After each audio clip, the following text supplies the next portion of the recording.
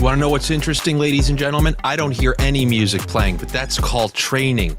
You know, when you see a scene in movies, this is 100% true. Don't argue with me. Don't be like, no. If you see a scene at a club, at a concert, there's absolutely no music playing.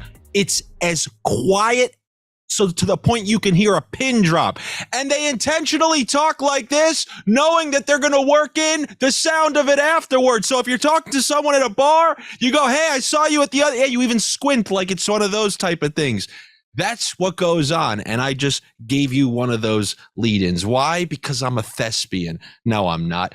I'm just like the rest of you watching Thursday Night Football, seeing just how many times Derek Carr can check the ball down. And I saw that over 95% of the people were betting on the Alvin Kamara over on receiving yards. It's almost as if somebody was watching my videos from last year, and it's almost as if I made videos 2 years ago, they would have learned it then. I have been calling two people captain checkdowns for decades at this point. The first was Phillip Rivers. The second was Derek Carr. It didn't matter if he's playing with Josh Jacobs or whoever the hell was back there, Latavius Murray. They were going over on their catches, and now finally everybody's learned, and don't you blame it on the injury. This is who Carr has always been, and once again, Andy says something, and a couple years later, everybody catches on. Well, name me one other thing like that. Yeah, his name is Isaiah Pacheco, and his name is receiving yards. What did I tell you after Mahomes got hurt last year? And I don't know why I'm going on this random rant, but many times when people say like, oh, Andy, you're an NHL guy, you maybe shouldn't be betting on NFL. No, there are type of minds that sniff things out. That's why there are rotating noses next to me right now. And I sniffed out the Pacheco receiving last year. Now everyone's acting like it's some new big revelation. And that's what you get here. That's what you get here on week 7 of Francess and Friends. And that's what you get on all of my videos. A bunch of sniffs. And we'll try to continue with some of these in week 7 here of Francess and Friends. It's week 7 in the NFL, week 2 in the NHL, and week 342 of the MLB, because as we all know, it never ends. We are still in the midst of my favorite month throughout the year, October. I think I was telling you guys that this last week, best time of the year to go out. You got that temperature where you can wear whatever you want. It's quote unquote cuffing season, which really means I'm going out and meeting single people. You got hockey that starts up, baseball, playoffs, football. It doesn't get much better than that. And also college football, I know. And then I think even basketball starts by the end of the month. Great month, except for something that I brought up on one of my NHL videos this week, but now I can maybe expand upon it a little bit further. And that is pumpkin picking. Yeah, when people are uploading those pictures on a quote-unquote pumpkin patch, it's one of the all-time scams known to man. Andy, why do you always talk about scams? Why is there an LED light behind you that says the word scam? This is a birthday gift given to me. If you want to know what kind of individual you are and the relationships you've garnered throughout the course of your life, you're such a weird guy that somebody purchases you an LED light customly engraved with the word scam. And it ain't easy to find a font that looks like it's befitting of the word scam, but they were able to find that. Why is that? Because on my comedy / observational podcast that I do on a weekly basis, I have a scam of the week where I talk about it can be anything from people reading your text in the preview window and then claiming they never saw it and using the red receipt as a weaponizing tool, everything. And pumpkin picking is amongst those scams. Why is that? Because at least when you go apple picking, which, look, I'm no fan of, but I can get behind. What do you got to do? You got to get up there. You got to get up there. You got to pick that apple. It's like your own fantasy draft. You got to try to pick the right ones and see which ones pan out. They even give you a stick sometimes, right? You got to get that stick and yank it down. Pumpkin picking, they just place pumpkins on a field. You might as well go to CVS. Next time I go to CVS, I'm going, oh, yeah, I'm going pumpkin picking. Oh, where are you going upstate? No, I'm just going to CVS. The same way you're going upstate. Some guy does the real pumpkin picking on a vine, and he chops that shit down with a machete. Yeah, that's right. That's what I'm demanding. If you're going pumpkin picking, I'm actually okay with it, but you better be on the vine like Jason Voorhees with a machete, chopping those things down. You got to see the one you want. You got to fight your way through the field and chop that thing down. Probably wear some jeans that you don't mind getting messed up, like some old school overalls, like when you think of a traditional 1990s farmer. Chop that thing down, you bring it out, you carve that jack-o'-lantern, and now you're an official pumpkin picker / Halloween celebrator. But other than that, don't upload your cutesy pictures on the pumpkin patch. Caveat for somebody if they want to just take their small kid to see pumpkins. But I'm talking about, that mid to late 20s relationship. Like, oh, look, me and my boyfriend going pumpkin picking. No, you're not. I went to CVS. We did the same thing. But I know, Mike, you've been working with machetes lately because you've been on that horror movie set. You're about to finish up there. I just want to thank you once again for coming back. Aren't you excited to come back and hear about such important information like how pumpkin picking is a scam? I don't know where you stand on the topic, and it's fine if you love it. I'm not judging, but these opinions, like, when those disclaimers that they put out there, the opinions shared on this are nothing but, these are just my opinions. If you love yourself a pumpkin pick, then I'm not going to hate on you for it. I think that I've never given it much thought, and I've done the boyfriend, girlfriend, husband, wife pumpkin patch thing. But yeah, you're just buying pumpkins. I think this needs to go viral because you might be out. Speaking of the horror movie that I'm working on right now, you might be killed by the Pumpkin Association if you keep talking this.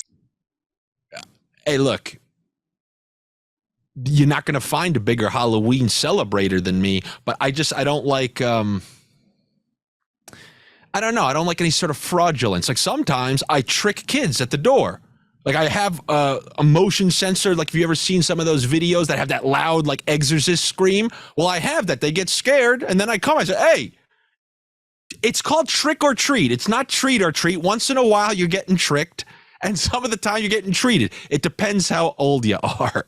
But I like partaking in everything. And it's just, like I said, I have no problem with apple picking. I mean, I'm not going to sign up voluntarily to do it, but there's some authenticity in picking that. And also, there has to be some horror story. Like, I don't want to hear somebody picked a bad apple off a tree and got really sick at some point. I don't know why the hell we're talking about this. People probably want to hear about Thursday night football, maybe a little recap on that, where I don't think many people did well on that Thursday night game, because your average person with player props, they love betting overs. And I guess they were able to cash on that Kamara. But Olave, Ridley, Thomas, ETN, they probably didn't hit too many. A lot of people bet the under on the game. It's the one under that they did bet, and the game went over. So probably not a great night for all bettors, other than one guy who probably hit everything, and his name is, or his moniker is, Incarcerated Rasheed. I don't know if anybody has been seeing these videos. There's a guy, you want a heartwarming story? Well, I guess that's all going to depend on what this guy did to get in there, but I don't know how heartwarming it's going to be. Okay, how about this? Imagine you were in jail. Let's pretend it was for something you didn't do, like the HBO miniseries, The Night Of, or something like that. And you had no money to your name, and you needed to post bail, which is thousands. I'm just going to make up $30,000 or something like that. So if you have that, you're out. You don't, you're in. And all you got left is a parlay ticket, like one Charlie bucket. This is my last ticket that I'm going to slowly open next to my bed with my grandpa sleeping in the other room, that lazy ass grandpa who didn't help anyone in the family. And then the minute they got a golden ticket, he was spry and could run the 40-yard dash. So if you open that ticket and you place that on like a 17 parlay with your bail on the line, you want to know who did that? Incarcerated Rasheed, one of the best videos you'll ever see. This guy's just in jail. And I guess now jail, like, you have your Ring cameras. There's also, this is wild. And I talked about this a few weeks ago on my podcast. There's a jail dating service with Instagram accounts. I believe it's an Iowa jail. They allow all the people in their jail to straight up like make confessional style video. Well, that's a funny little play on words right there, but like confessional style, like if you're watching like a reality show or something, and they just say, "Hey, my name's Dan. I had a rough go of it. I'm in here, but I like watching movies on the weekend." And they pitch themselves to the audience, and knowing this sick world that we live in, where people are going to pumpkin patches and calling it pumpkin picking, they probably find some significant others. I mean, you got to see. It's like that site Mug Shodies, if I'm saying that right. There's a site called Mug Shodies that has attractive women and their mugshots, and you got to see all the comments. It's exactly what you would think. I can fix her. No, you can't. You can't fix her. You couldn't even get her to talk. How bad is that? You want to talk about depressing? The girl in jail would decline advances from your out of jail ass. Anyway, Incarcerated Rasheed, he probably went 7 for 7 last night. This guy's on a hot streak because last week he called everything. You watched the video? He called the Jets money line over your Eagles. Mike, I don't know how much time you had to watch. And if I was more of a New York football guy, I told you guys my theory of why I'm not a hardcore New York NFL fan. But if I was, this would probably be my time to enjoy a laugh, but it's not. So how did you have time to see what happened, or were you just checking the score? No, I made time in the schedule to watch the game, and I actually found an Eagles bar out here in Portland, and I was pumped. There was like 70 people there, all in Kelly Green, and it was scarier than the horror film that I'm working on. It was disgusting. Well, at least it always feels better. If you lose your whole stack and you look next to you and Dave loses his whole stack, it makes you feel better. It's not a good quality to have. But Misery loves company. I invented a saying at work, and there was this kid who was younger than me. He was just starting at my other job. He jotted down some of my sayings, and then I just told him, "Yo, I mean this. I say some interesting things, but I don't think you want to be taking life advice from me." But I used to say at work, every emotion loves company. People say misery loves company.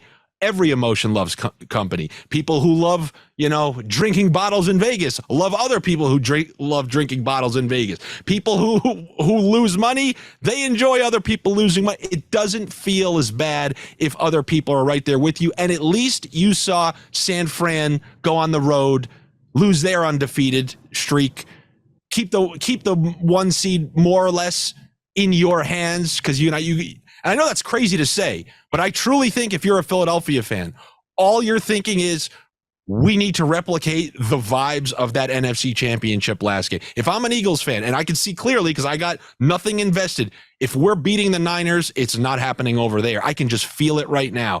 The whole season to me is, can the Eagles get home field against the Niners if they play in the NFC Championship? So if I was you, I'd say, all right, at least that's still in our own hands. But I don't know if Dave lost money last weekend, but we'll bring him on to find out. So Dave, I want to talk about, we're going to go back to your Philly fans, something that we've talked about, your Insiders Club, because it is quite the contrast from one of these viral fans that we saw last week, the quote unquote AI Chargers fan who, they dragged through the mud for being overly excited. I'm not going to lie, but if you did program fan responses, and one time when I went to like a Tostitos commercial audition in a room, just me and 2 people, I had no clue. We had to fake like we were New Orleans Saints fans. I also secretly kind of hate New Orleans Saints fans, but I had to go in there and I was screaming for Pierre Thomas to score a touchdown and whatnot. So I guess we're going to have to talk about that fan. What did you think about that Eagles game last week? Something tells me you're one of those guys who goes, yeah, I expected that. You're never too shocked by anything like that. Yeah, I'd root for the Saints before I ate Tostitos. I'll tell you that much. Oh wait, no, I'm sorry. I thought you were talking. I thought Tostitos are like the dipping. They're the chip. popular one. They're Yeah. not bad. They're not. I was thinking about Fritos. Fritos are disgusting. But besides, you're a Fritos guy. No, I was just thinking. I'm more. Do you remember the variety pack when your mom or your friend's mom just got like the 30 pack of the small ones? Half of them were gross. Yeah, it was another mini. There's another. Speaking of scams, there's a scam going on that all companies use to get those unwanted bags out the door, and they hide it in a variety. Never met a person in my whole life desiring a yellow Starburst, but they got this whole thing of them, and they're just packing them in there with the good ones. You go to a diner, you go to a place. What fruit do they have out there? Oh, do they have strawberries and cherries and all the good ones? No, they got these melon, mango. I never been in someone's house and seen that in the fruit bowl. I've never seen it. They do it with candy for Halloween in the bags too, right? There's always like 2 or 3 brand pieces of candy in the bag that it's like, yeah, we still make this. No one eats it. What do we toss it in? And then as a kid, you get that, you're like, this is disgusting. Yeah, you're right. They do it everywhere. Yeah. They deserve to be judged. I mean, this is the perfect time of year to talk about that. I've always said, if you are one of those candy corn, if you've been a kid, you know what you desire. You want the Snickers. You want the Reese's. You want the Hershey's with almonds. You want the heavy hitters. If you as an adult can't afford a couple boxes of good candy, then just give them sprinkle change like the old man that you are. Yeah, the 5-cent guy. Do you remember that? What was going through their heads? I've had some wild experiences at Halloween before. We had a guy try and invite us in once, and that soured things a little bit. Yeah. Yes, some wild days. But you're right. No, I remember those people. I remember them vividly. Don't forget Butterfinger too. They're delicious. Oh, 100%. 100%. I'm a big, they say Elvis Presley, he was known for like his shakes or something like that because there are shakes named after him. I'm not talking about his dancing shakes. Chocolate, peanut butter, and banana. I am right on that wave. You include any of that kind of stuff together, but specifically for like candy bars, peanut butter and chocolate, I'm way in there. Even things like, I like things like Kit Kats too. I don't even know what the hell's in there. Kit Kats are delicious. Yeah.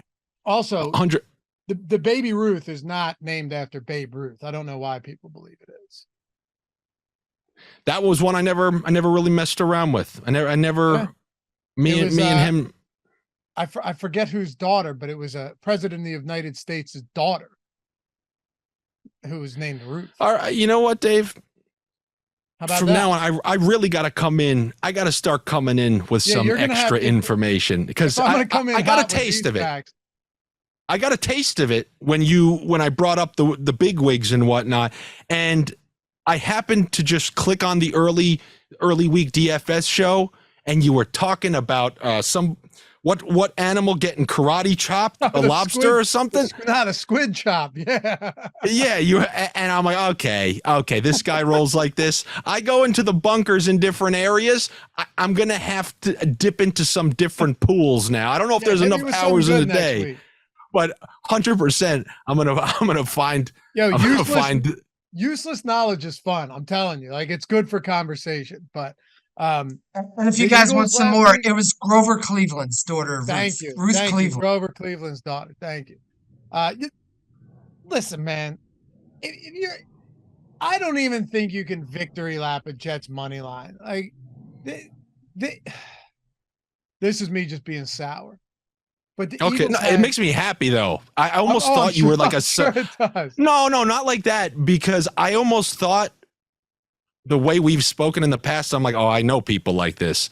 Like I have my friend Jesse's a Vikings fan, and the most heartbreaking loss can happen, and he just goes, look, of course. It's like it's cemented into him. Sure. So to see that there can still be some disappointment is actually a relief for me. It's all right, good. He's still. I want to see you slightly upset, because if it never meant anything, I'm like, oh, Philly really got him good throughout childhood, where they can't even bring the emotion out of him. I dropped my daughter off at a daycare the other day, and like women love baseball. They love baseball. They don't really know baseball, but they love baseball. Yeah. And some of them do, of course. But you get like your big time, like, oh, I love the Phillies. And then, and then I start going in depth and I'm like, this was a big mistake. Nola's on the mound tomorrow. But anyway, I was talking to them about all of this, and they're wonderful people, by the way. And I mean, here we go. No, here we go. Andy, when I tell you, these two things are mutually exclusive. These are wonderful people. I'm entrusting my daughter's, livelihood with these people. That tells you all you need to know, right? That's good. You got me. But, I don't mess with. So I'm talking about like the Phillies, and I'm just kind of on the front of like, I don't get confident. I just assume that we're going to lose. And they're like, well, that's a horrible thing to say. I was like, no, it's not though, because you can't be disappointed. Okay. You can't be disappointed or as disappointed when you go into something with the notion that they're going to lose. I'm a pessimist, but not in the way that I want them to lose. I'm a pessimist of expect the worst, hope for the best. It feels less bad when they lose, and it feels even better when they win. It's a protection. It's like a, you know what it is? Defense mechanism. It's an evolutionary protection defense mechanism that I've developed over the years. All I'm saying is the Eagles had like 200 yards in dropped balls. Devonta Smith dropped a touchdown, easy 50-yard touchdown if he catches that. Dropped another 50 yards in passes. Dallas Goedert dropped one that went into the hands of the defense for an interception. Kenneth Gainwell dropped what would have been an easy first down. A.J. Brown pulled up short on what would have been a 50-yard touchdown. So look, they lost the game. Hurts didn't play well. Credit to the Jets. I'm not saying that. All I'm saying is the Eagles, looking back on this, without question, the Eagles undeniably beat themselves in that game. Yeah, so the Eagles lost the game. The Jets didn't win the game. I think so. And you know what? There's been a lot of games. I don't disagree. I'm not trying to trick you. I just was seeing where you stood on it. But what I'm saying is there's been games this year, because the Eagles are 5-0 going into this. There have been games where the Eagles' opponent has lost the game and the Eagles didn't really win. Like week 1 against the Patriots. Yeah. The Eagles didn't really deserve to win that game. You know what I mean? So I think it goes both ways. But in this instance, the Eagles lost that game. And if you go back and watch it, they lost it. If I was an Eagles fan, what I would think is same kind of thing. If you're like a Bengals fan, and I know the start has been completely different for the both of them, it does no good peaking this early. So to be able to get a couple of those wins when you did, and really only have one loss and have the ability to hit your stride, because I thought the Eagles fully lost their stride last year, and then they found it in the Super Bowl. But I wasn't that impressed with them other than the defense in like the weeks leading up to the Super Bowl. And maybe this is the inverse of that. Maybe everyone's like, wow, look at San Fran. And I know they lost last week, but that is a whole separate story. But maybe San Fran starts to struggle a little bit more because people learn how to actually defend the offense they're running. And the Eagles all of a sudden are hitting these 60-yard bombs left and right like they were early last season. So you never know. But what I said before, I do think is true, where if I were you, I would desperately want that game, if you did end up playing the Niners, to be in Philadelphia. I think that's a big advantage, in my opinion. Absolutely. And the last thing I'll say on this is, Mike knows this. Mike produced in the show today, as I'm sure you've pointed out many times. So as the host taking over, Philly fans, no matter what, are never going to be apathetic. It's just the way they are wired. Like good. Yeah. I mean, it's weird. A good thing. It's weird because they have faith when they shouldn't, but it's good because you can't have people just not caring at all. Of course, it's impressive because there's not a damn person in the world, including myself, who would ever deem it's inauthentic, unlike the dramatic story of the week, the memeable AI fan who it eventually got to the bottom of and was like, no, she's just a passionate fan. The funny thing is, that lady, to me, if you know who I'm talking about, that lady from the Chargers game, she represents the perfect representation of the difference between East Coast fans and West Coast fans. I heard her interview on Pat McAfee, and she's like, doesn't matter what happens, you just got to show your full enthusiasm. it just reminds me so much of like a lot of people that I met out there. Who cares if the Chargers have just screwed you year after year after year? Just go back in with the blind faith the very next game and just pretend like all those previous things didn't happen. Just put them in the back, smile in the front, and who cares? Yeah. Meanwhile, on the other side, it's like, how are we getting screwed tonight? A one-drop ball? You're doing it to me again, aren't you? You're doing it to me again, Philly. And it's just a stark contrast between the two. But I was laughing in the early. I was like most people, because you kind of know, you get that feeling like, okay, that's a real diehard fan. It looked like they programmed somebody who was like, all right, come up with it looked like they were on that New Orleans Saints commercial I was talking about, like where somebody was just doing if they programmed fans in a video game, they would kind of look like that. But to her credit, she apparently is that big of a fan. Tough fan base to have that kind of mindset in. Yeah, she's the only one of them too. I mean, with that fan base. But then I saw the other thing, it was like she had the Vikings jersey, but they said, her kid played for a team that was the Vikings, called the Vikings or something. So she was wearing a Vikings jersey. I'll buy that. She said, I heard it from her mouth, and she said, so it makes sense. If this person is as, kind of the way that she is, if she can just kind of put blinders on to all the times Rivers have screwed her and their coaching staff has screwed her, then it makes sense. If she goes nuts and her kid's on the Vikings, I'm just going to buy a jersey that says the Vikings. I can buy that. But the reason, like, that is like, I wish I could be more like that. And then me and you wouldn't have to go detective on Deshaun Watson's burner account. You don't want to just live like this person. Yeah. You don't want to be more like that. You don't want to. Yeah. I didn't say I want to be that. I said more like that, but I don't think you do. Do you really? My man, the Islanders were 2 games from the Stanley Cup. I've been waiting for that my whole life, but I knew that they had to win a game 6 at home and then a game 6 on the road against the defending Stanley Cup champions. I couldn't eradicate out of my head, like, they can't win the game 7. I've seen this play out a million times in my life. Never does the team who doesn't have like the previous year's title go to game 7. Maybe they can get to game 7, but they get to game 7 and they're and I just couldn't get that out of my head. Keeps you alive. I wish I could have hoped. But instead, I didn't have hope. And then they lost the game 7. But that's better. But here, Andy, that's what I'm trying to tell you, man. That's better. Because I'm trying to tell you, man. You're already going into it with the assumption that there's no shot.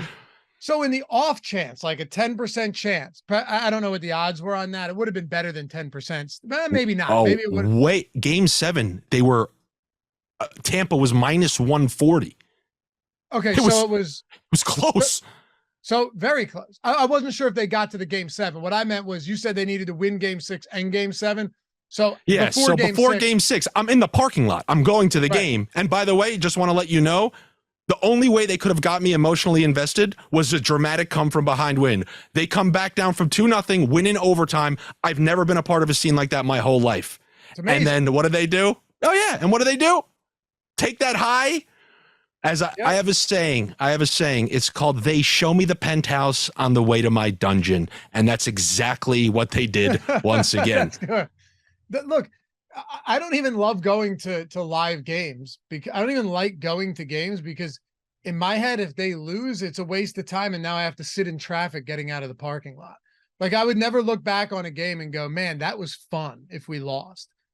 We traveled to Lambeau. We got stuck in Green Bay and then Chicago and then South Bend for 55 hours the following day because of storms. Thank God we won that game on Thursday night against the Packers. Because had we not, I look back at it now and I go, man, what an adventure that was, huh, guys? If we lost that game, I'd been like worst 3-4 days of my entire life.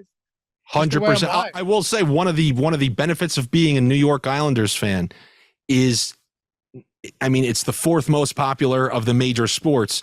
And it's not the New York Rangers. So no matter how much of a good or bad experience you could have, I mean, it's almost like it felt like more of a you can park across the street at Nassau Community College and then walk over. So it's like you're never too screwed, like going to MetLife where you're going through all sorts of nightmares to get there. So I will say that's a great part of being a fan base, like with the Islanders. And if they win, it's like you and 25 people in Long Island celebrating, and it feels very, it's like a special thing. But Mike, I want you to pull up. So now you're saying it's not good to be the Chargers fan or the blind fan who just can turn their back on all the things that have happened to them. Well, what about this guy? You must have seen this guy who went viral talking about Philadelphia fans. And he gave a description. I talked about with Mike last week, I call Islander fans and Flyers fans carnies. They're carny fan bases. But I say it in more of like a lighthearted manner. This guy was not too pleased. This guy was not too pleased about this fan base. Now, Mike, I'm not sure if you can make that. Yeah, if you okay now. So Philly is full of angry, joyless mutants. They're a miserable lot defined by their sports teams because that's all they have. So yeah, bring the noise. You won't hear Braves fans screaming F-bombs. We have passionate fans in Atlanta, but we're better people with better lives. Now, I have no stake in this at all, but I will guarantee you it's way better being part of the fan base he's talking about. It just is. It just is. People say like, oh, if you can make it here, if you can make it anywhere, that's in regards to, I guess, living in New York. But as far as playing sports, I'm sorry, that belongs to Philadelphia. If you can play there, you can play anywhere. I'm convinced it's worse than playing in the middle of New York and whatnot. Those fans, they're vicious, and specifically Eagles fans. I don't know where the Phillies fans is there tiers with the sports in Philly, or do you get the maniacs for everyone? Flyers fans are wild. Flyers fans are insane. It's a small group like you're talking about, but I would say people are more impassioned about the Flyers than any of the four sports. Well, it's like, what I'm saying is that core group of Flyers fans is more passionate than anything else. Like if you're a Flyers fan around here, like a Flyers fan, you know what I mean? Not we might make the playoffs. I mean, like a real Flyers fan. You care way more about that than anything else. And generally, you don't know nearly as much about football or baseball. But hold on a second. That's amazing. That's a great tweet, first of all. Unbelievable. Anytime you refer to people like mutants or goblins, stuff like that, it's great. And anytime you refer to a group of people as a lot, I don't know why that gets me every time. You know, like they're an angry lot or whatever. Great tweet. He's not totally wrong that a lot of people are defined by their fan, but it's not. I mean, listen, I can assure you of this much. If you're paying for a seat to go to a Phillies game, you probably don't have the worst life ever. Like you want to go to a Diamondbacks game right now, you pay, go check your couch cushions. You should be fine. These Philly tickets, they're really, really expensive. So I wouldn't say they're entirely defined by their fandom, but is he 100% wrong? No. If you're tell these people to go watch MMA in Japan, where it doesn't matter what's happening. They sit there quietly, and when something happens, they give like a golf clap. Yeah. I mean, what kind of vibe does this guy want? I've always shit on Americans for not matching some of the European stages that you see. Like, when you hear Jokic talk about like, you think playing on the road in the finals is bad? Have you ever seen where I've had to play in some of those games with Serbia? And they're absurd. They have flares in the crowd. Same thing with like the EPL Champions League. I mean, the scenes are absolutely wild. I've been calling for more ruckus. At least Philly is doing what they can. Well, I appreciate you acknowledging that. But here's the thing: if you're a Philly fan, you'd rather be nowhere else. That's all it is. But the tweet was fantastic, and I'll give him credit for how that was composed because it made me laugh. Calling us angry, joyless mutants. What a so the first thing I noticed. The first thing I noticed was neither Dave or I were like offended. We're reading it and just smiling, almost like a compliment. Why would you get offended by that? I take pride in it, honestly. That's what I quote tweeted. I said I would wear this with a badge of honor if this was like the Islander fan base or something like that. Good. Good, absolutely. I told you last week, it's a true home field advantage. When Nick Bosa's brother is fighting with fans and wives saying, oh, I'm not going to the games in Philly. That's what I call home field advantage. And is that advantage going to apply this Sunday? Because you got a hell of a game on your hands this Sunday night. You got Knicks, Miami Dolphins coming in there. And how do you feel, man? I usually like teams after a down week where, you know, people are kind of speaking poorly about them. They're going to be at home, prime time. Yeah. How you feeling? Yeah, there's a lot of sharp money coming in on the Eagles, and it's scary. Like, this is one of those spots that you just got it. There's a couple things, though. On one hand, it looks like Bradbury's, you know, the secondary has been banged up, right? That was a real issue. But if you're gonna get Darius Slay and Jalen Carter back, that's huge. If you get them back, them being out last game is significant. Again, I think the offense and the drops were more to do than anything else with that loss. But if you have Jalen Carter and Darius Smith back, that's massive in my opinion. So can you get pressure on Tua? Can you force him into mistakes? Because Tyreek Hill, he's my favorite receiver in the league, by the way. He's just fantastic. Like, if he has 100 and what is it, like 80 yards this week, which is possible, he's done it multiple times. He'd be at 1,000 yards through 7 weeks. Think about how nuts that is. He's on pace for 2,300 yards. Even if you cut off week 18 and you revert back to like a 16 game season, you're still talking about potentially, assuming he's healthy and continues at this pace, the first 2,000 yard receiving season ever. He's amazing. But they've also faced some teams with outright dog shit run defenses as well. And they're just gutting them on the ground. You're talking like Devon Achane, before he got hurt, was averaging something absurd like 8.5 yards before contact per attempt. Before contact, right? 11.5 yards per attempt. Nutty numbers. I think Raheem Mostert's a really good running back when he's healthy. I'll stay out. That's a hill that I've always been willing to die on. He just always dies first, metaphorically speaking. By the way, I'm right there with you. When I saw him on that run where he had the record for highest yards per carry with Shanahan the year they went to the Super Bowl and lost, and he's gashing every single team, I've always thought this guy can fly. And every year after that, I'm like, no, I'm sticking by this. I will find a way to get him on my fantasy team. Injured. Yeah, I finally threw in the towel. I finally threw in the towel.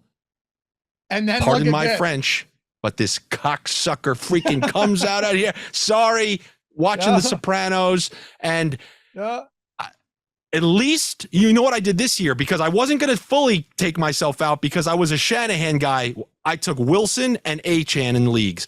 I left Mostert out because my thought was when Mostert and Wilson were both there, they actually gave it to Wilson. And then Wilson had his thing in the preseason.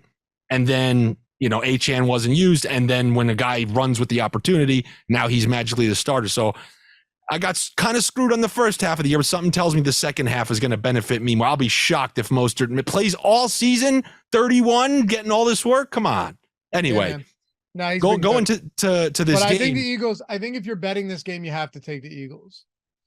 I'm right there with you, man. When I watched, I was somebody who took Buffalo because if you have a front that can get to Tua, he can't evade.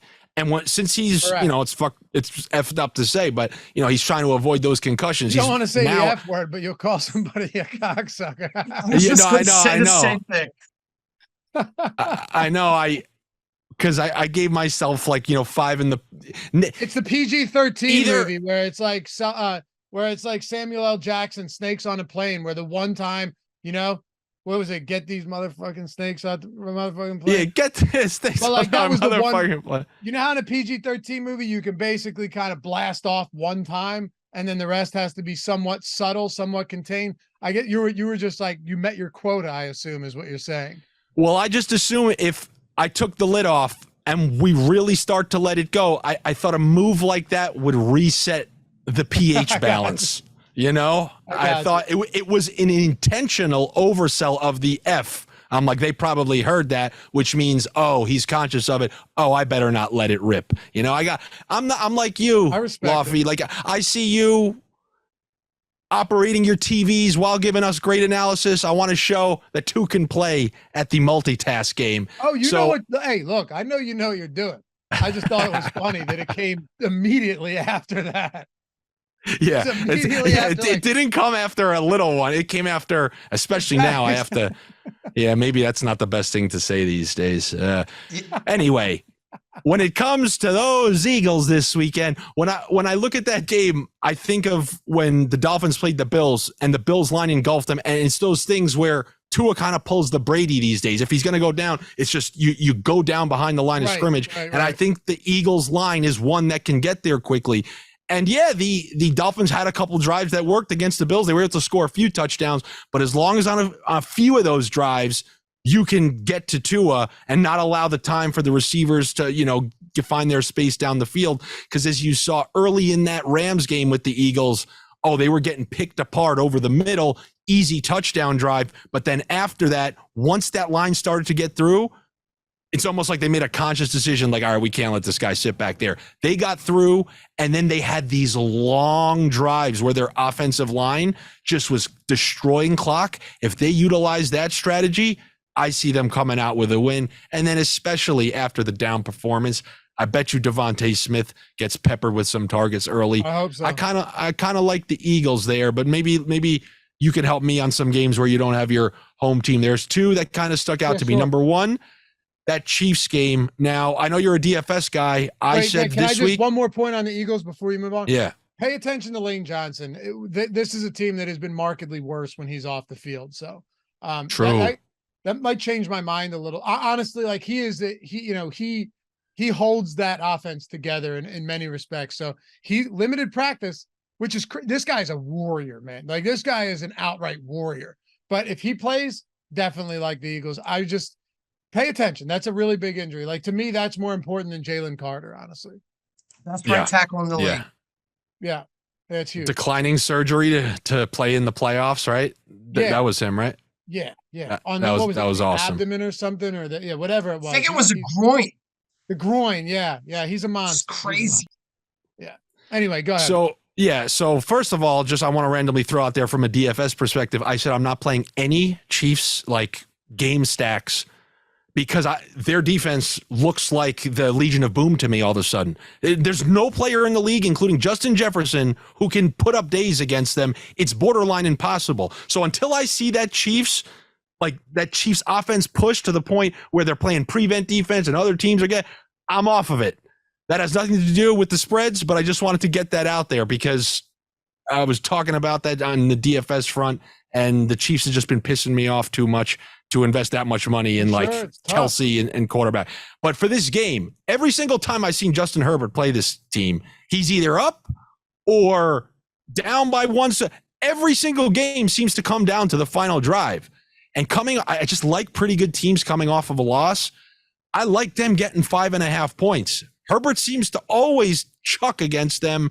And I don't know what kind of game it's going to be, but if you're telling me these Chiefs really still can't move the ball efficiently like they typically do, and Herbert's doing mostly okay, playing pretty well. Missed some throws last week, but before that, got to assume the left hand will be a little bit better, that he'll be able to keep it close for like the 6th straight game that he's played them. I'm with you. This is the game I like the most. What sucks is because I think you're going to see, like, a lot of people are feeling this way, but it's true though. He's faced them 6 times. The only time that it wasn't a 1-score game was week 17 a couple seasons ago, where they ended up smoking the Chiefs, but Andy Reid sat all of his starters in a meaningless game. Everything else though, Andy, this is just one of these. First of all, while the Chiefs defenses look spectacular, their offense is still not clicked yet at all. They've had a few, impressive performance, one against Chicago, I guess you could say against Minnesota, but I can't say I was enamored by it. I don't know. I'm looking up against Denver last week too. I grabbed this. I did the picks for every game video right here on the Odd Shopper channel earlier in the week, and I went Chargers plus 5.5. They're all 1 possession games. I think 2 of the 6 that he's played them have gone to overtime. He just plays them tight. It's a divisional spot. It's clearly an important game for the Chargers. They're coming off that loss to the Dallas Cowboys, where Brandon Staley's a bad coach. This guy everybody knows that. But it's crazy. But you have to remember when they first hired him, they're like, all the analytics bros, right? Not to say that I'm not one. I look at that stuff too. But like the people that are slaves to the numbers, that they just, die on that hill regardless. This is the guy. Like, this is what you need. Week after week, he finds ways to make mistakes, and he finds ways to call awful play. When do they ever convert on 4th and short? It's crazy. I mean, I'm sure it happens. I know it happens, but it feels like they never convert on 4th and short. It feels like they're always making the wrong decisions. That's why the lady went so crazy, because they had the 4th and 1 and they scored on the touchdown to Everett, and that girl was freaking out. She was like, they converted on a 4th and 1. Maybe there is reason. Oh, that's why she was so excited, because the Chargers got a 4th and 1. Yeah, when do you see that happen? I mean, more things being solved here on True Detective season 5. All right, so we got to the bottom of her excitement. And the last one I had a slight lean on was Pittsburgh getting a couple of points, getting Deontay Johnson back. That defense obviously playing fantastic. There's going to be no Kieran Williams, who, went off for like $150 and a touchdown last week. So yes, Cooper Kupp is back. But you saw what the Eagles defense, if that line is getting engulfed, the game is over. Can the Pittsburgh's line get to Stafford? I think so. So to get 3 points against the Rams, I mean, a couple of weeks ago, before the season started, everyone was debating, will the Rams be the worst team in the NFL? Yeah, down there with so Arizona. They've skated a couple of wins and have looked way better than people thought. They got wins against teams like Seattle and Arizona, but when push comes to shove, they're losing to the better teams that they've played. Yeah, some of the games are closer than they thought. But why am I supposed to believe they're going to beat Pittsburgh? This just, to me, feels like a spot where I'd rather attack the under. Because if Pittsburgh beats them, I just have an impossible time believing that Pittsburgh beats them in a semi-shootout fashion. Correct. I still don't believe in Kenny Pickett. That's the thing. Getting Deontay Johnson back is nice. And George Pickens is a nice receiver, too. I like that guy. He's good. But their run game is trash, too. Correct. Their run game's real bad. Strong enough defense. Rams defense has been pretty decent, better than advertised, as you mentioned. Aaron Donald can just blow games up as well and get Kenny Pickett under pressure. That could be an issue. I like the under. I don't hate your call on the Steelers. This is a game that I basically, I'll always give a pick in that video, but I'll tell you if it's like a pick or if just a fade, Yeah. This is more so a fade on the spread. I don't mind the under. You're talking what? 40, is it 43 and a half still on this game? Still 43 and a half? This to me feels, what were you going to say? Well, what I was going to say about Pittsburgh, for example, everybody will agree. They look like one of the worst teams in the NFL. Yeah. They're 3-2. I know. And Mike Tomlin as a dog. Now imagine that. So it's showing you for the second straight year, they can win a lot of games playing very poorly. What about when they play one good game? Like, they still haven't played a good game. I know. So when they play a good game, because even bad teams will play a good game, like, freaking Arizona against Dallas and whatnot. I just feel like, that's a lot of bad games in a row coming off of a bye, getting a guy back, a guy who will definitely help Pickett because, he rarely gets these easy completions. If he can kind of mimic what we saw from at the end of last year, it's not like he was a stud, but good enough to get some wins. I just look at the Rams as such a beatable team, but I guess we will see. I guess we'll see on that front. Look, I tend to agree with you. Yeah, I don't think you're wrong. Mike Tomlin as a dog just throughout their career has been great. Or throughout his career as a coach has been great as a dog. It's just such a crazy division though. These teams so often, especially now, they just split them. They beat Baltimore 17-10, Cleveland 26-22, but that was almost entirely on the back of the Pittsburgh Steelers defense. Remember, Pickens had that long, 70-yard touchdown. I can't think of another single decent offensive play the Steelers had all game. It was, Deshaun Watson constantly making mistakes. I think 2 defensive touchdowns in that game for the Steelers. Otherwise, that game soars under the total. So, not saying that this is the divisional spot, but it's Pittsburgh on the road in LA. I could see you going Pittsburgh, taking the 3 points, and they don't need to win either. They don't need to win. Rams could win this by a couple. Obviously, you could just push it at a field goal, but a low scoring game. It feels like this feels low. What they played one game that's gone over this total specifically. And I don't know, it's not apples to apples, but that only game was when their defense had 2 touchdowns. Agree. Hey, Mike, how about you? If you can pull up our rat graphic of the week, and Laffy, maybe you could tell me who's getting screwed this week. Sure. Of all these people out there, who's getting screwed? Who's gonna rat us out there? And if you could if you could do me a favor, if you can do me now, before I ask you what you think about these, I'm continuing. I didn't have you as like my Woody Harrelson sidekick last week, but I was talking to Ben, asking him about something. Now, these are some of the statistics put out there from what sportsbook does it says on there, right? Was that BetMGM? DraftKings. Oh no, that's DraftKings. And then sometimes I'll get the BetMGM one. What I asked Ben last week, when they put these numbers out there and a line opens and it's -4, Philadelphia, and then you see all those percentages and all those numbers, and then the line moves to -5, the numbers that you see from there forward isn't an aggregate from everything since day one, or every time there's like a 1 point shift or a half point shift. Does it somewhat reset? Because it's inaccurate to tell people that 60% are taking the -5 because they didn't. And nobody is able to provide information. I've reached out to multiple, but the most I've been able to track down is that there's 2 or 3 companies that provide these numbers to the casino or to the sports books and whatnot. And I feel like a lot of decisions are made based on these. And I want to get to the bottom of how accurate they actually are. Or do I need to realize, we don't have access to the original data because as soon as the numbers moved, everything just kind of reset. Or if not all of it, 25%. There's a formula. Like when you set the rules on your email inbox to get rid of like 40% of these. They do something, and I want to know what they do. But what did Ben and I got to figure out how. He kind of went under the standard assumption that the betting line on my head that Ben was going to think this was -300, that your common sense would tell you it's an aggregate. But I know for a fact I've caught certain I've caught drastic switches, and the only way that can be accounted for is if there was a hard reset at some point. So it's just something to think of, because if there's a big move and then you kind of I don't know. All I know I get what you're saying though. It makes sense. It does.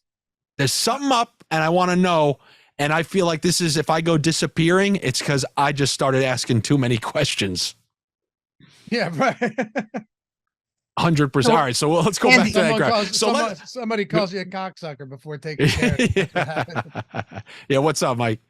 No, I was going to say, so to your point, are you saying is 80% on the Browns -3 in total, or the second it moved from 2.5 to 3, now 80% is on that number? That's what you're getting at? Yes. Okay. Like if 100 people bet on the game, are we getting that 100 people, or after 40 people voted, did it switch and now those, if not all, most are discarded? Because it makes sense. If they're showing the line at -5 and then you're showing X amount of people took it, it's inaccurate to say that whatever percentage, like these numbers, for example, at least this is good when they tweet this out, because the timestamp of when they release that. But when it's like live on a site or something, you don't necessarily know. Anyway, but so also the money that's coming in early is usually not the public money anyway, and that's going to be what moves the line a lot of times anyway. Gotcha. You know what I mean? And look, you can always use like kind of common sense, ask your friends what you think's going to happen. You usually know what your regular guy who eats 3 meals a day is in bed by 10 and then maybe gets a midnight snack. He has a Chase debit card and a MacBook Pro. You know what he's going to bet. for the most part. You don't really need these, but it is good to know, what I usually like to say on some of my videos, think about the dumbest bettor you've ever met. In your life, we all know that dumb guy, like he's the mush of the town. And what does he always tell you? Take the Chiefs by 3. Just know when you're taking one of these 85% favorite, that's who you're betting with. That's who you're on the team with. Yeah. And that's why I usually try to push people away. You're betting with the dumbest guy from every town. This season, they've done quite well, though. That's something that I wanted to say today. Yeah. They're having a comeback. They're having themselves a year. Won't last forever. This is not the time to jump on the bandwagon. The bandwagon would have been week 2. Not now. Well, we talk about a switch or a reset. It's coming, Andy. It's coming. Oh, they're yelling at you. So I'll show you. I'm going favorites. Show me those percentages right now, Mike. Show me. These are all my bets for the week.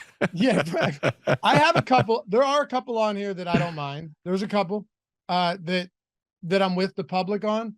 Like Mike, can you do me a favor? And I don't know, because my screen is weird. Could you put that in a way that I could see it where Dave is? Like yeah. Like okay. I don't mind the Bucks.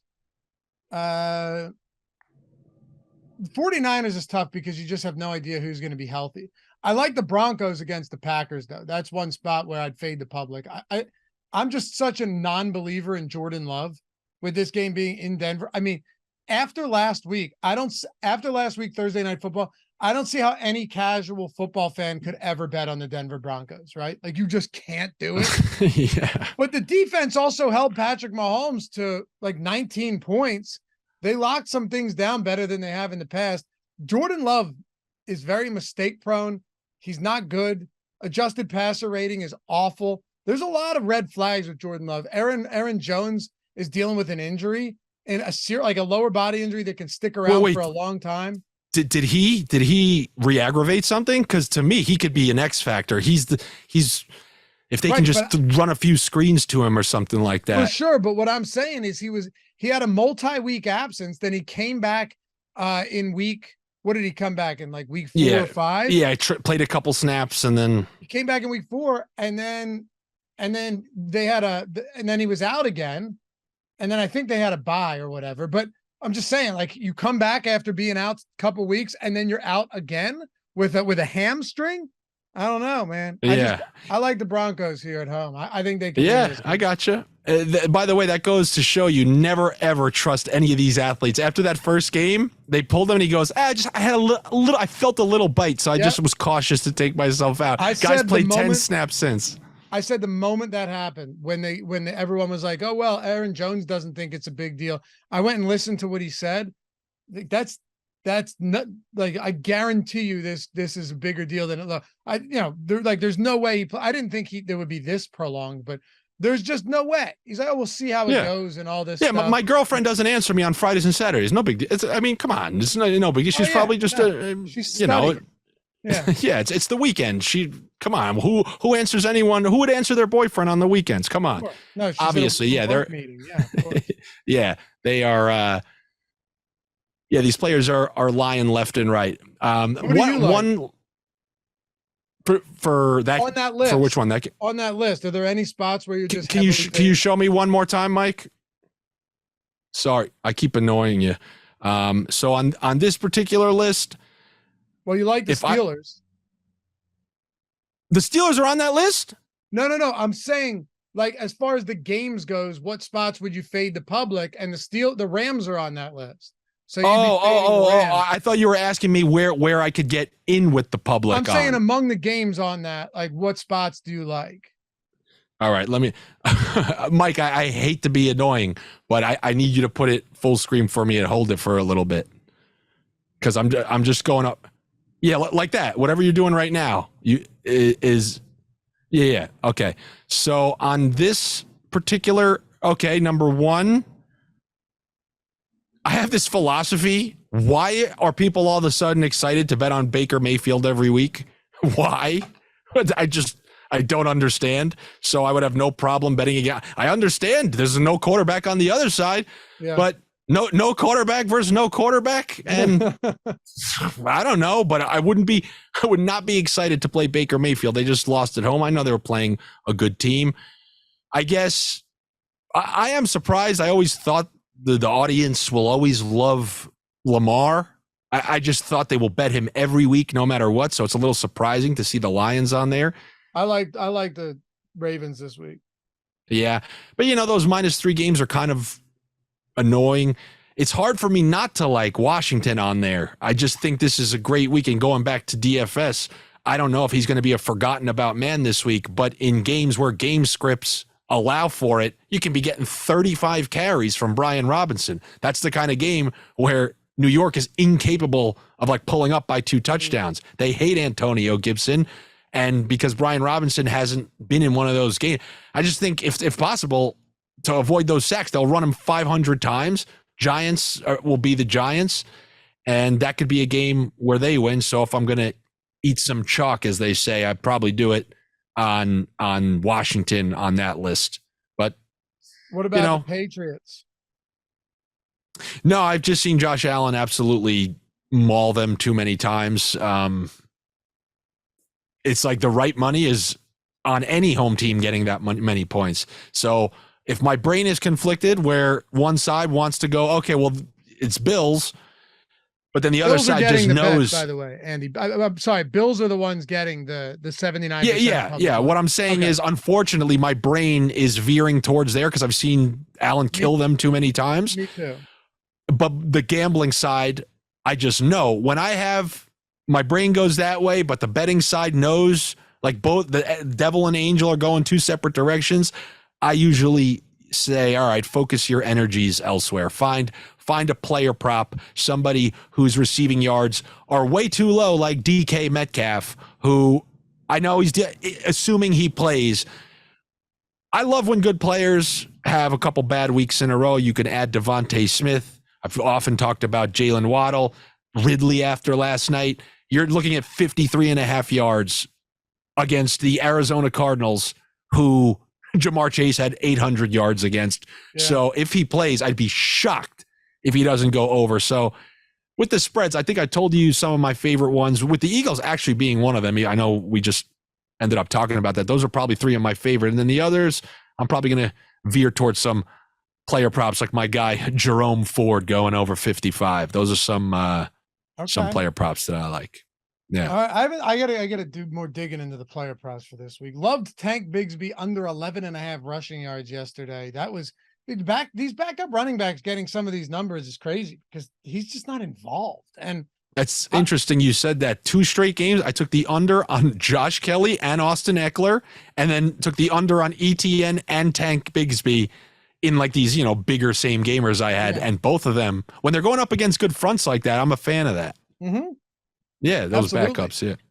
The only other thing I'd say about Buffalo, New England, the only possible neutralizing factor here, and by the way, I'm not backing the Patriots here, but this is what worries me a little bit about Buffalo, is could this be a game just where the weather is enough to make it so it's not a complete blowout? Very windy game with rain. We don't know. We're doing this on Friday, so things could change by Sunday. They always seem to happen that way. But if it's pretty inclement weather, then that's a lot of points. I always reference that crazy win game where Tyler Bass was kicking field goals and warm-ups and they were going behind him. Mac Jones threw the ball 2 times, completed one of them, and they won. They won because Josh Allen was just throwing ducks the whole game. It's not going to be like that, but could the weather neutralize this to the point where, because bad weather game helps the Patriots far more than it helps the Bills because the Patriots don't have talent, 100%. I guess we'll see on that one. We'll let the Joe Blow Publix fall on the Josh Allen sword and see where that lies. I'm taking my energies elsewhere. I know you have your bet every game video, but if I bet every game, I'm going to be that guy betting for the last time probably.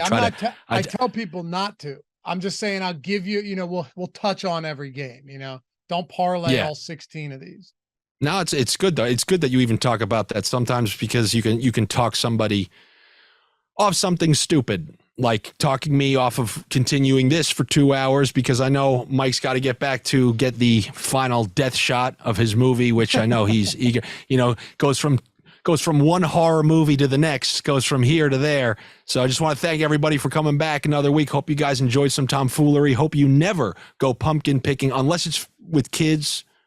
All right, kids is the one caveat, but if your girlfriend or boyfriend asks you to go, I don't know why your boyfriend's asking you to go. The only way it's okay is if you bring a machete, go to the vine, and cut it down yourself, unless you're just going to CVS, if that's the other case. You're going to a place where they just laid out pumpkins for you. And on that note, wait. Do me a favor. Wait. Dave missed this. I didn't hear any of this, and I fully agree with that premise. What if, though? What if you go get one of those like 250-pound pumpkins and load it into the back of a pickup truck, and now you're the talk of the town? You do something like that, you do a carnival type of thing, sure, you're granted immunity. I'm talking about driving 2 hours to go to a quote-unquote pumpkin patch. Some guy lays it out the same way the employee at CVS lays out the pumpkins in the front, and then you go, I'll have that one, and then you take it in your car and go home just like the people at CVS. So don't be a CVS Buffalo Bills better, and come back here next week for another week of tomfoolery. Like I said, make sure you're subscribed here to the Odd Shopper channel. Click those notifications so you know. I don't know the rules with all that. Dave was teaching me. Sometimes they give you notifications, sometimes don't. But this is here every Friday afternoon, so make sure you do come back and check that out. Always very much appreciated. All your engagement. I don't know how the algorithm works. I'll never know. I'll be fighting the battle my whole life. But I do know if you click and comment, it suggests it to a few more people. So I definitely will appreciate that. And also, this is the last chance you're going to get. Last chance saloon, as they say in soccer. It's a last chance saloon to use the Bet365 promotion. If you haven't signed up over there and you're in a state that has Bet365, go over there. You deposit 10, bet $5 on any one of those favorites if you even want. Even if you lose, you're going to get $150 in free bonus bets as long as you're a new user over there and you're obviously in one of the states that has Bet365. If you're watching in Turkey, good news. We got an international link for you. If you're watching in Saskatchewan with the rest of my Canadian packs, and I always laugh, you guys have to come to somebody who was born on the outskirts of New York City to get your NHL bets. You have a frozen pond in your backyard, and you come to me for sniffs. I will see you guys next week. Take it easy. Good luck to all you mutants.